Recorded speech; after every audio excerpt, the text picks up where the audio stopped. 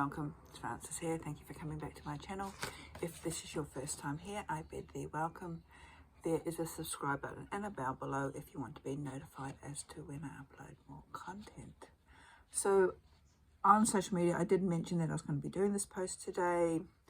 I don't really know what I'm going to be calling it, but it sort of came to light through listening to another spiritual teacher, advisor that I check in with, and some of the things that they were saying or were channeling. Now, when it comes to channeled messages, even though I do sort of trance work myself, I'm very skeptical when it comes to this sort of thing.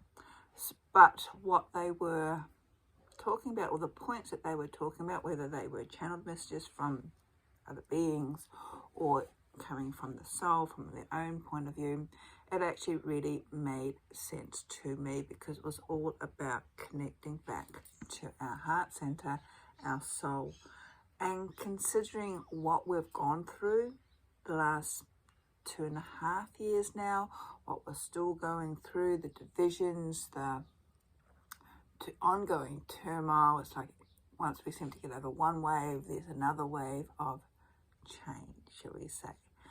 And there are many ways we can look at this, but even with astrology, we take astrologers' information into account, what's happened with planetary alignments over the last couple of years as well. And I have been sort of noting this in the updates that I do, which have come to my attention. As I keep saying, I'm not an astrologer, but I find it really interesting when all these different astrologers that I follow all seem to point to the same thing.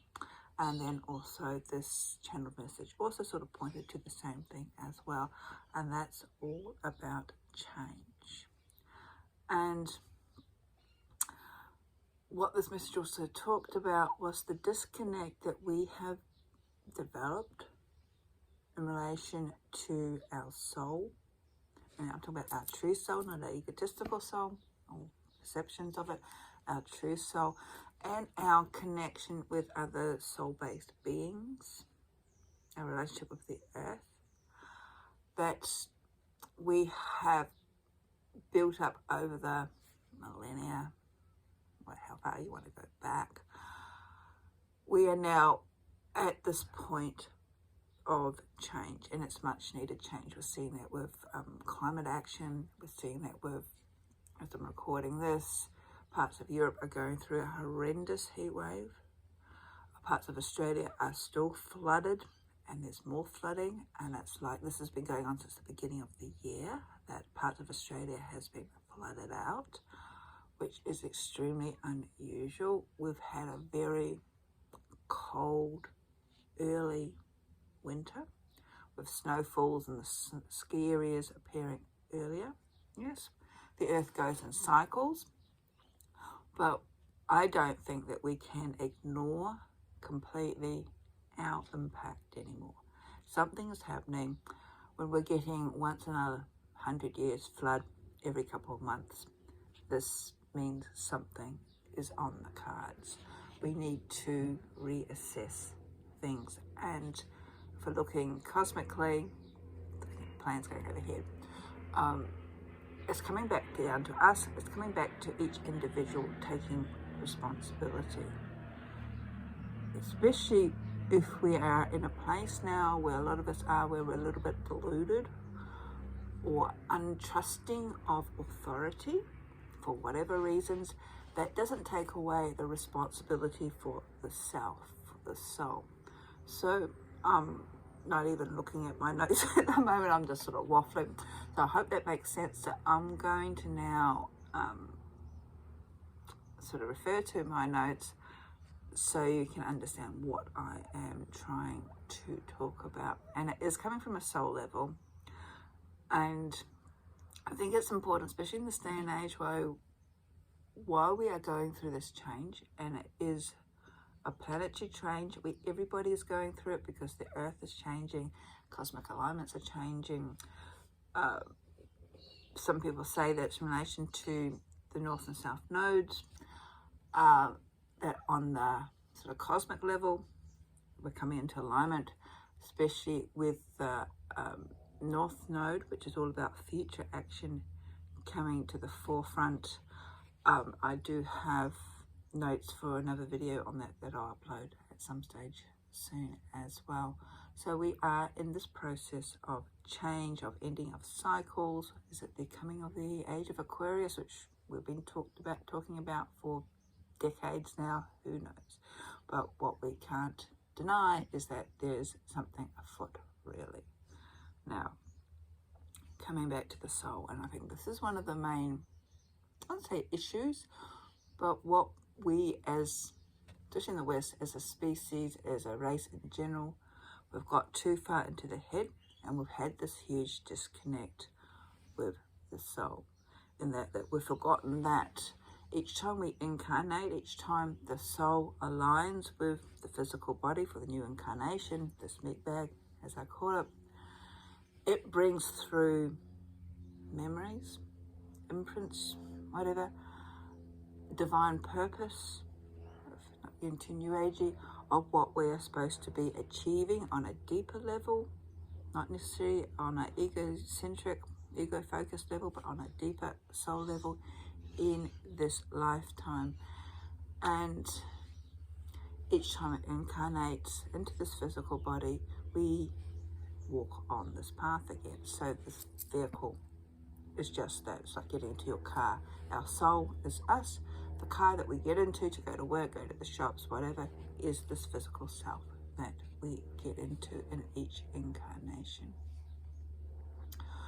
So due to this cosmic change, this earth-aligned change that's happening, we are experiencing a lot of things that we've never experienced before.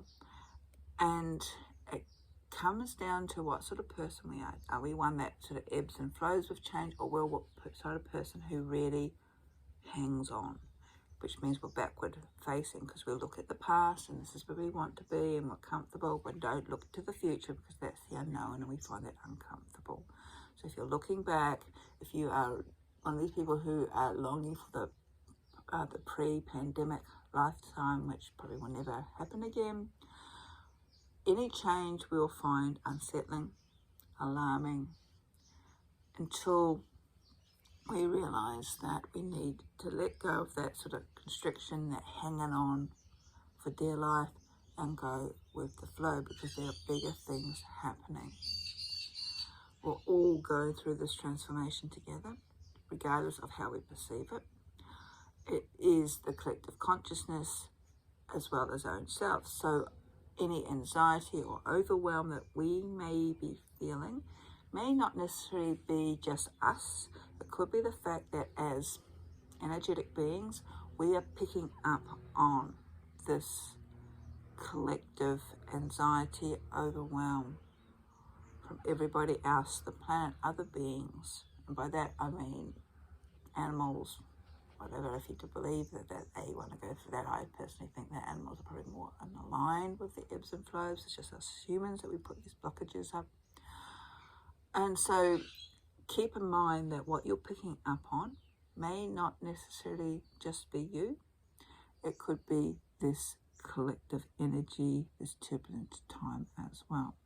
So once we begin to realize that, then we can do something about it. So this energy turbulence in the world is twofold. It's a reaction that everybody on Earth is going through, a changing nature, changing of systems. We're seeing this. We've had change of government. There's more demonstrations on changing of how we view things, how we perceive things, with the Me Too movement and the Black Lives Matter movement, with the Greta Thunberg, with the rise of environmental awareness. So there is a lot of change. There's been royal commissions or investigations into banking systems. And I suppose that we can go back, even back to the GFC, where it sort of all started with the collapse of sort of the mortgage loan system.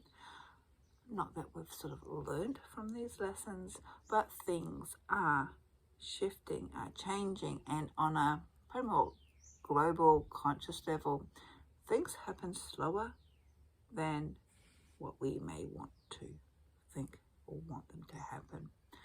So there's more and more change occurring, and also our planet is going through its own transitions.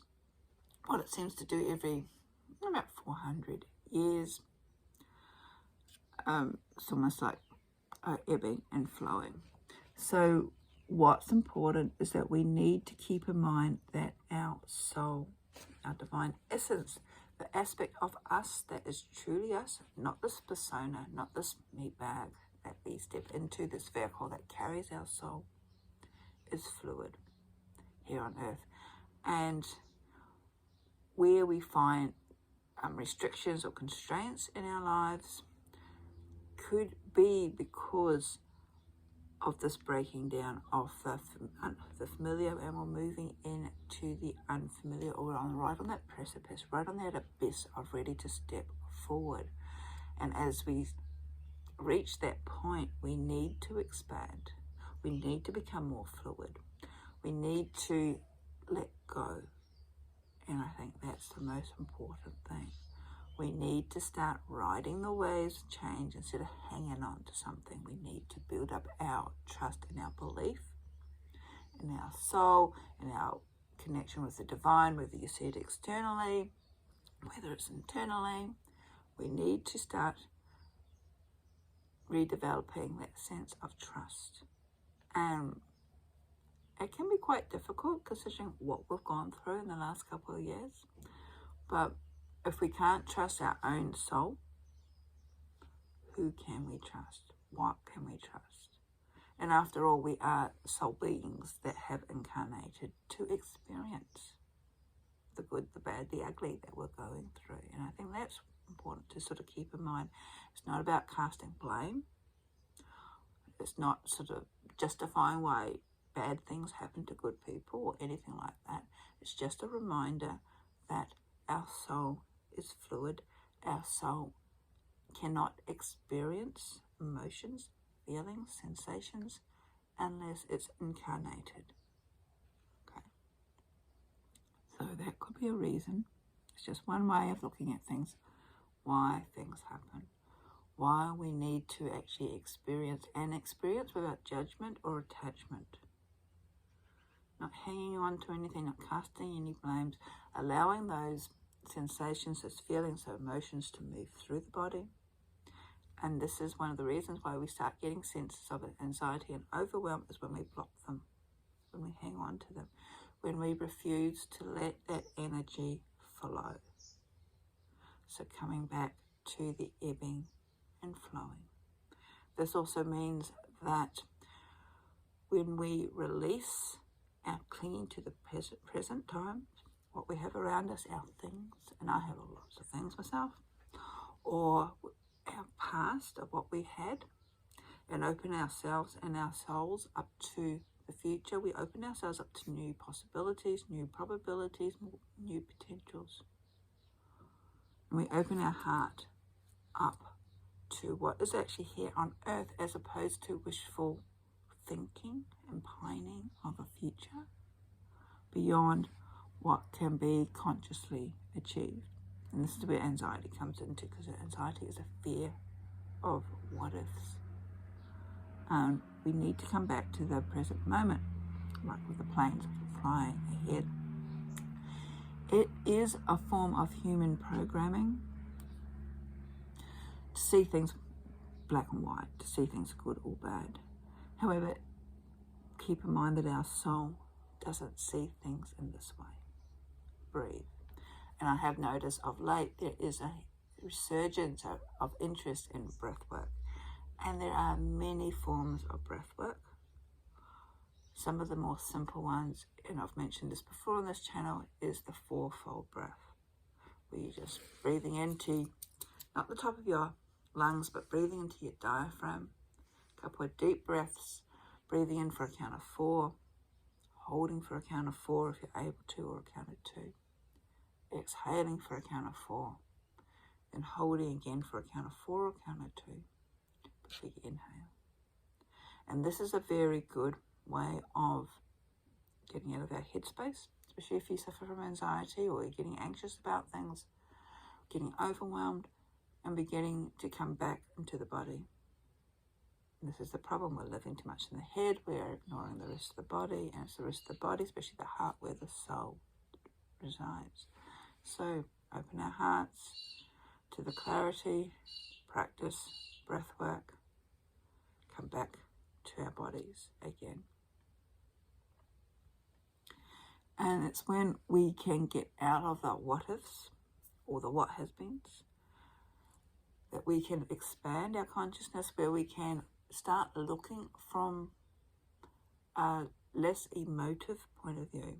And it almost sounds like I'm contradicting myself, because I've said we've got to allow the emotions to flow, but we're not meaning to focus on things very from an emotional point of view as well. We need to be sort of detached, but also within. Allow ourselves to feel, allow those emotions to move through us so we can experience. But then when we purvey,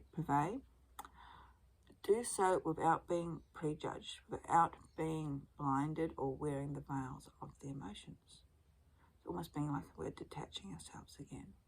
And that way we're able to sort of see things wider and beyond our own self. And a lot of it, again, this is our ego conscious mind wanting to be in that forefront. It is important. I know there's some teaching saying we have to totally bypass the ego, but our ego makes up who we are. So it is important to us. We just need to rein it in every now and then. We need to also have it in alignment with our soul.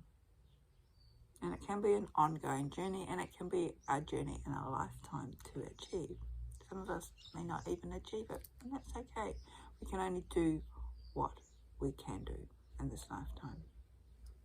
So everybody on this planet at this current time are being asked to change and to release old patterns. And this has been happening for a couple of years now. If I think back to the astrological updates that I've been keeping track of, it started before the pandemic started. There was a lot of things coming to the surface, a lot of planetary alignments being, I'm just trying to think what the word was, planetary alignments in the forefront, where their message or their energy is for us to surrender, to let go. And I think even there's a big conjunction of Jupiter and Saturn a couple of years ago, and these energies are hanging around or being added to. So this is what we're going through at the moment. Change, releasing old patterns, releasing outdated belief systems, really almost doing a soul purge, really looking at ourselves instead of, we've had years and decades and centuries of being in our head, being our egos, being our veil, this persona that we've put out to the world. Now it's time to come back and get real with ourselves. Don't compare ourselves to anybody else. Get real with our own self and the skin we are sitting in. Are you comfortable with that? If you're not, then now is the perfect opportunity to change, to release what is no longer needed in your life. What do you feel you need to release? And consider the depth of that pattern and whether it is serving you or not, and how you are changing right now. We all are. And it also means that we, I wouldn't say responsible, but if we find ourselves in a position where we are asked to hold space or to witness somebody else, for them to offload their pain, their anguish, their issues, doesn't mean that we are expected to heal them. We're just there to hold space, to listen, to show compassion, but not to take on. And hopefully if you're in that situation, someone will also hold space for you. If not, then hold space for your own self.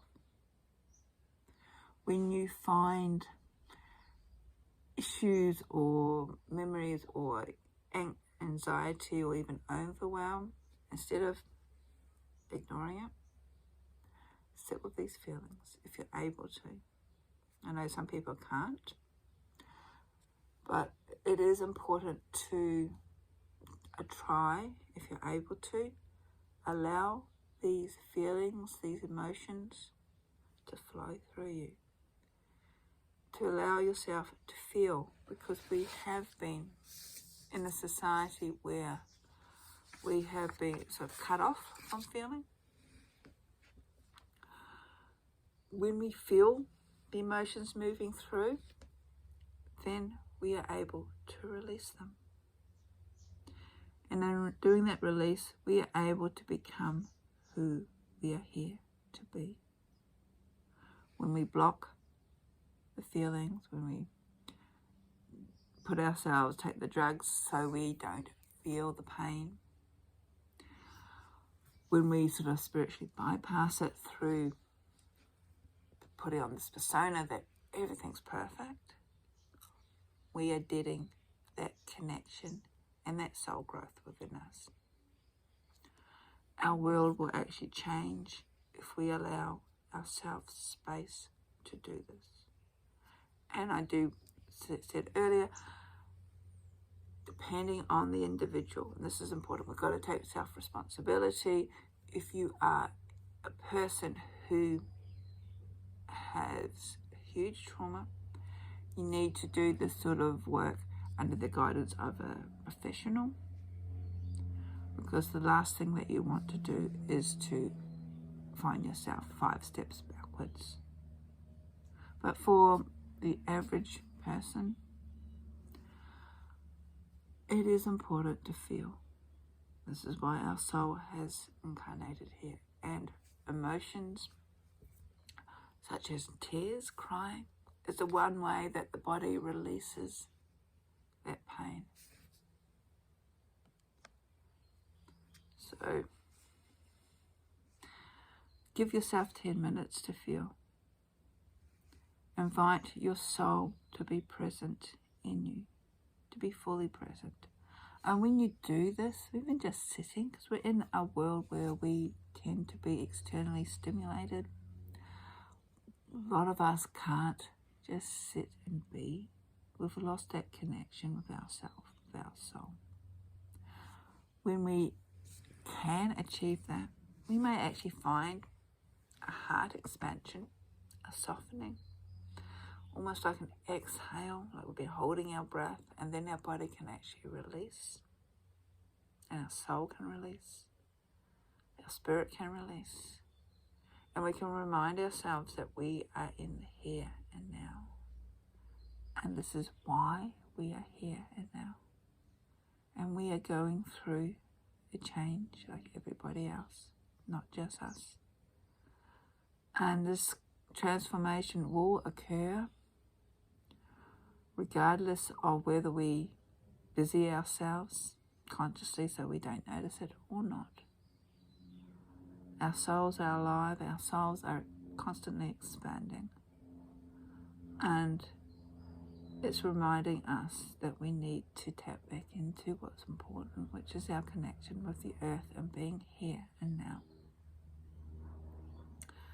So breathe, body work, breath work, breathe, sit, return to the breath, the 4-fold breath of inhaling,